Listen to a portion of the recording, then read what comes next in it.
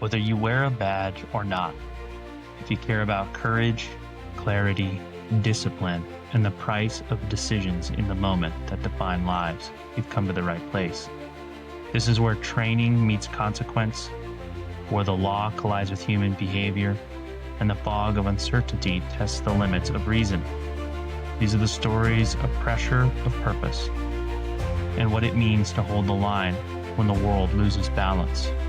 I'm Don, a police officer, instructor, and founder of Forecast Securities Group, and I'll be your guide through the storm.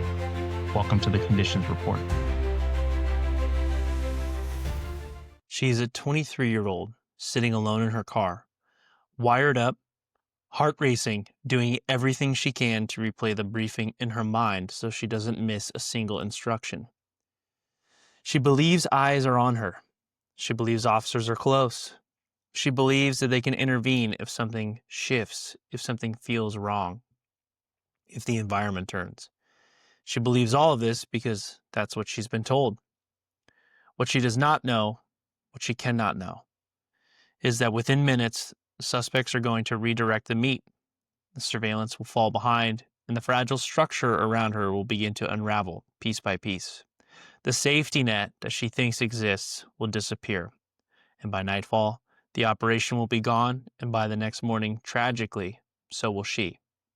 All right, welcome back. I'm glad you're here. If this is your first time joining me, here's what the Conditions Report is. It is a weekly breakdown of the operational sky of policing, the same way a pilot reads weather before takeoff. If you're moving through an environment, legal, cultural, and statutory, and that environment shifts constantly, if you cannot see those shifts, if you cannot read the atmospheric pressure around you, you get blindsided. Every episode follows the same structure. We start with the statutory climate, the constitutional and statutory atmosphere you operate inside, and then we move into the legal front, where real cases, real failures, real lawsuits, and real tragedy stress test the rules and reveal the edges. After that, we move into the leadership climate, the maxim that you carry with you into the field when decisions get tough. And finally, we end with an extended forecast, the practical week-ahead guidance that you can apply the moment you walk on duty. The Conditions Report is part of the Forecast, part of the company Forecast Securities Group, LLC, a training consulting company I founded, and our mission is to help professionals in high-risk environments operate with legality, precision, and clarity. And before anything else, the disclaimer. This is for educational purposes only. It is not legal advice. I'm not an attorney, and I do not represent any government entity or department. If you're facing an actual situation, get actual legal counsel. Before returning to patrol, I spent about 10 years as an investigator, with over 8 of those assigned to a regional task force. That meant plainclothes, surveillance, controlled buys, long-form investigations, undercover work, and managing confidential informants. I've seen operations that worked flawlessly and operations that drifted quietly towards danger long before anyone realized it. I bring that up not as a credential for myself, but so you understand that I'm not theorizing from the outside. This is a world I've lived in, and I felt the weight of mission planning. Tonight, we're going to break down the death of Rachel Hoffman. This is not an indictment. It is not condemnation. It's a cautionary tale about planning, leadership, humility, and mission drift. How operations fail not in one catastrophic moment, but in small, almost invisible steps that compound into tragedy. Let's begin with the statutory climate. The statutory climate around confidential informants begins with a fundamental truth that agencies sometimes forget. Confidential informants are civilians. They do not have the threat perception of a trained officer. They do not have the behavioral recognition that comes with years of UC work or surveillance. And they do not have the instinctive understanding of danger that comes from repetition. And because of that, the law expects agencies to compensate for that gap. The 14th Amendment is a foundation here. It protects individuals from government-created danger. It guarantees due process, and while the Constitution does not have a section that says, quote, here's how you run a CI operation, unquote, courts have repeatedly held that when the government directs civilians into danger, the government inherits responsibility for the outcome. After Rachel's death, Florida did pass Rachel's Law, one of the strongest CI statutes in the country, and it requires written advisement of risk, CI training for officers, risk assessment before operations, supervisor approval, mission capability matching, structured protocols, and detailed documentation. These standards should have existed long before her death. They exist because the system failed her, and the statutory climate establishes one of central truths to tonight's story. CI operations are never routine. They demand structure, they demand caution, they demand respect for the vulnerability of civilians we put into dangerous spaces. Now, we move into the legal front, where the atmospheric pressure becomes even clearer. The legal implications of the Hoffman case do not sit in a single doctrine. They sit at the intersection of several state-created danger, supervisor liability, proximate cause, municipal custom, informed consent, and federal guidelines for CIs.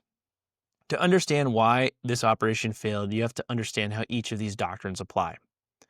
State-created danger is a doctrine that holds the government responsible when it places someone in danger that they would not otherwise face.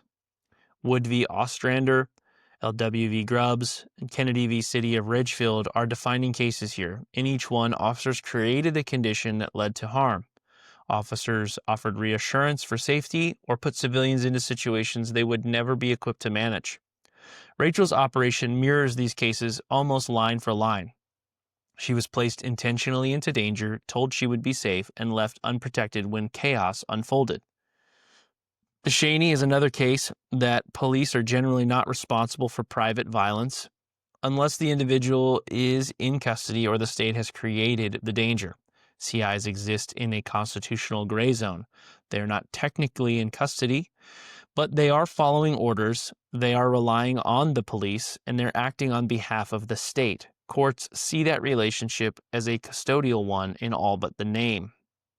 Supervisor liability, established in the City of Canton v. Harris, tells us that agencies can be found liable when they fail to train for predictable dangers, and gun buys, narcotics buys, and informant operations are not fringe risks. They are textbook predictable danger. The Hoffman operation lacked training, it lacked structure, it lacked appropriate risk assessment, it lacked redundancy, and it lacked supervisor intervention. It lacked capability matching, and it lacked a appropriate abort criteria.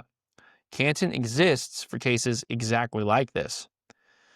Proximate cause asks whether the harm was foreseeable.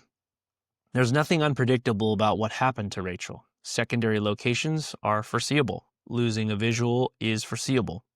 CI panic is foreseeable. Ambushes are foreseeable, and nothing about her death was a, quote, lightning from a clear sky. End quote. It was a predictable outcome of a plan that relied on hope instead of structure. Under Monell, liability municipalities are liable when harm stems from policy, customs, or systemic failure. The Hoffman after action statements revealed no structured CI program, routine use of civilians in high-risk missions, poor documentation, inadequate training, and surveillance gaps, and entirely informal practices. That is Monell custom issue from top to bottom. The federal CI guidelines from DEA, FBI, and HSI require suitability assessment, psychological screening, written admonishment, supervisor approval, close surveillance, emergency extraction capability, and strict mission limits for civilian informants. Federal rules absolutely forbid the exact thing that happened in the Hoffman operation: civilians conducting gun buys, relocations without reset, continuation after losing a visual, and operations without close cover units.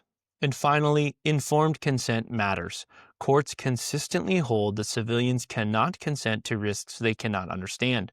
Rachel believed she was safe because she was told she was safe. Legally, that reliance is meaningful. The modern legal climate is even stricter. Today, this case would almost certainly be classified as state-created danger and a deliberate indifference. Courts have less tolerance for drift, for informal practices, and for operations built on assumptions. The legal atmosphere here is unambiguous. The Hoffman operation did not fail because of one bad call. It failed because of a chain of small, predictable decisions that were allowed to stack until the structure collapsed. Now let's move into the full debrief of what actually happened.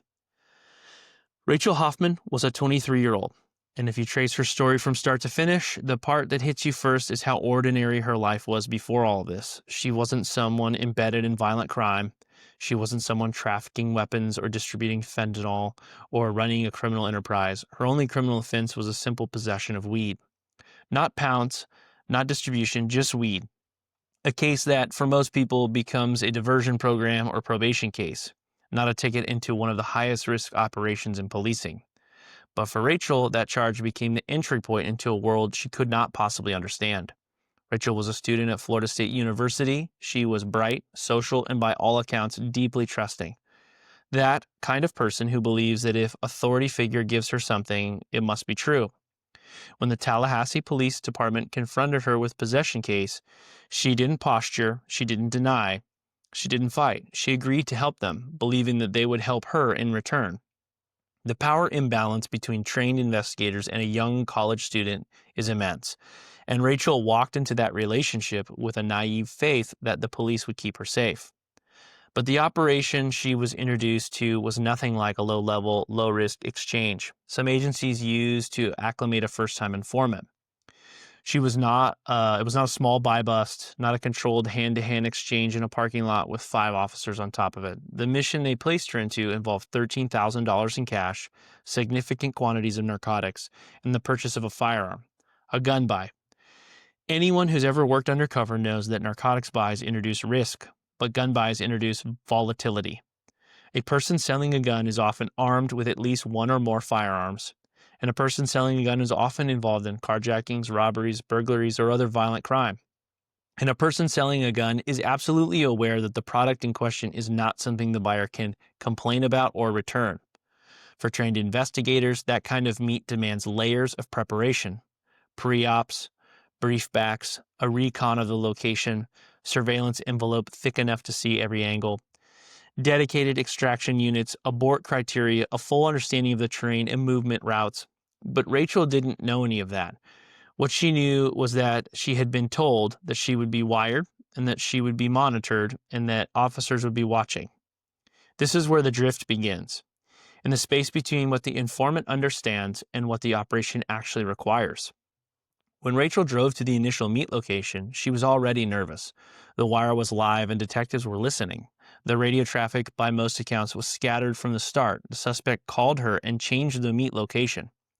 They did not move her from one parking lot to another. They redirected her miles away into a more remote area. That moment is the moment where experienced UC officers feel the red flag rise, and because of a change in meet location, it's not just inconvenience. It's a power move. It's a test of the suspect saying, we want to see how flexible you are, how desperate you are, how willing you are to go to where we tell you. For a CI, especially one with no training, that kind of redirection is panic fuel. But for the officers running the operation, that redirection should have triggered the most critical decision-making fork in the road, a stop or go signal. In every controlled buy I've ever been a part of, a location change is an automatic red flag. It initiates a reset. Surveillance reorganizes. Positions are recalibrated. Supervisors reassess whether the CI is still inside their capability zone. But that night, the operation did not reset. It floated, continued on. Surveillance followed the redirection, but they were chasing the operation instead of controlling it. They lost visual. She was, quote unquote, out of pocket. And instead of stepping back and regaining control, the operation pressed forward under the assumption that things would work themselves out once the meat stabilized. But they didn't. Rachel kept following instructions. She trusted the process because she believed officers were close. She believed if anything went wrong, the police would intervene. But the radio transmissions showed a growing disconnect between the team's awareness and Rachel's location. There were moments where where officers believed that she was in one place while she had already traveled far beyond that assumption. That gap, the space between where you think your CI is and where they actually are, is where danger is bred.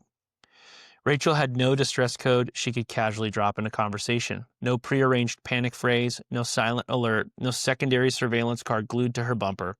She was, in every practical sense, alone.